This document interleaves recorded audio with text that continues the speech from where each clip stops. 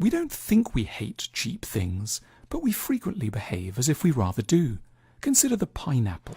Columbus was the first European to be delighted by its physical grandeur and vibrant sweetness. He brought some back to Europe, but pineapples proved extremely difficult to transport and very costly to cultivate. For a long time, only royalty could afford to eat them. Russia's Catherine the Great was a huge fan, as was Charles II of England. A single fruit in the 17th century sold for today's equivalent of £5,000.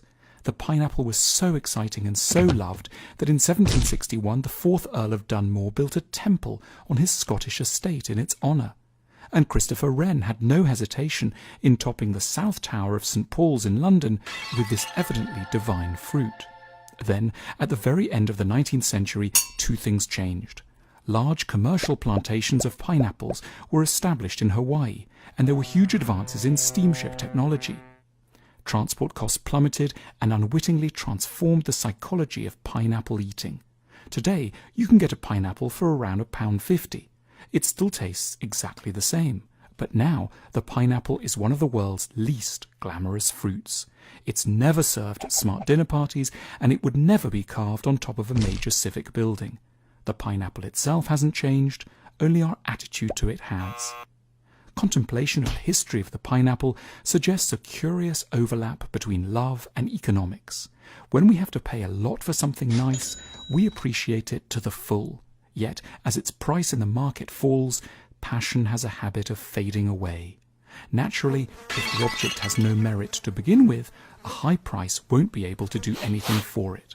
But if it has real virtue and yet a low price, then it's in severe danger of falling into neglect. It's a pattern that we see recurring in a range of areas. For example, with the sight of clouds from above. In 1927, a hitherto unknown airmail pilot called Charles Lindbergh became the first man to complete a solo crossing of the Atlantic in his plane The Spirit of St. Louis. He was awestruck and felt he was becoming for a time almost godlike. For most of the 20th century, his experience remained rare and extremely costly. There was therefore never any danger that the human value of crossing an ocean by air would be overlooked.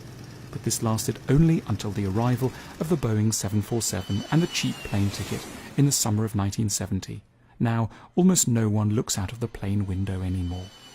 Why then do we associate cheap prices with a lack of value? Our response seems a hangover from our long pre-industrial past. For most of human history, there truly was a strong correlation between cost and value. The higher the price, the better things tended to be, because there was simply no way both for prices to be low and quality high. Everything had to be made by hand, by expensively trained artisans, with raw materials that were immensely difficult to transport. The expensive sword, jacket, window, or wheelbarrow were simply always the better ones.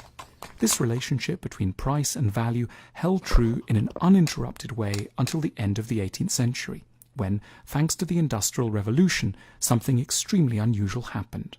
Human beings worked out how to make high-quality goods at cheap prices because of technology and new methods of organizing the labor force. However, despite the greatness of these efforts, instead of making wonderful experiences universally available, industrialization has inadvertently produced a different effect. It seemed to rob certain experiences of their loveliness, interest, and worth. It's not, of course, that we refuse to buy inexpensive or cheap things. It's just that getting excited over cheap things has come to seem a little bizarre. One is allowed to get very worked up over the eggs of the sturgeon, £100 for a small pot, but we have to be very circumscribed about one's enthusiasm for the eggs of a chicken, 12 for £2.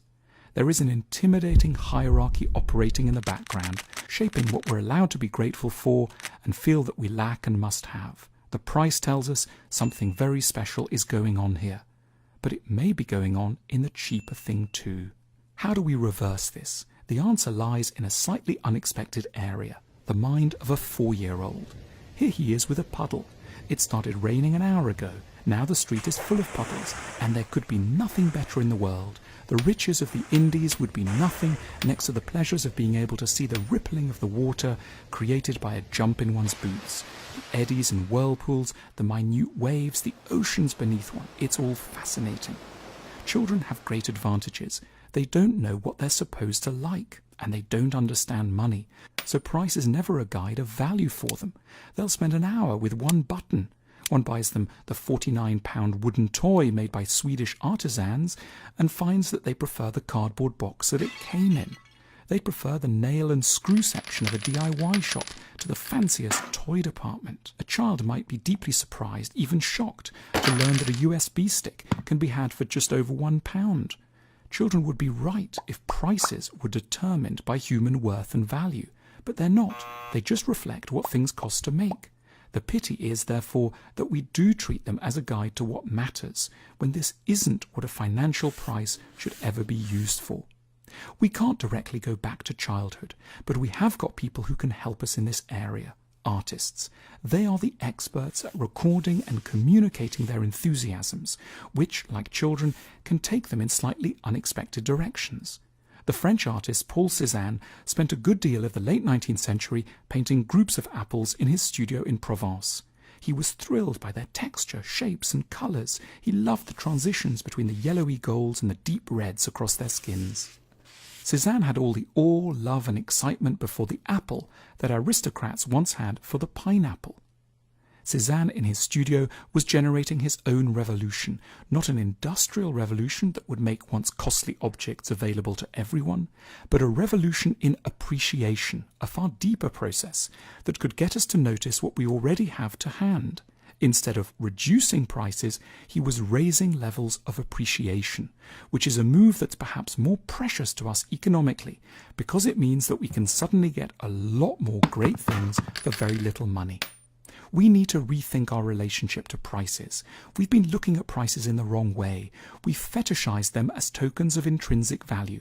We've allowed them to set how much excitement we're allowed to have in given areas. But prices were never meant to be like this. We're breathing too much life into them, and therefore dulling too many of our responses to the inexpensive world. We are, astonishingly, already a good deal richer than we're encouraged to think we are.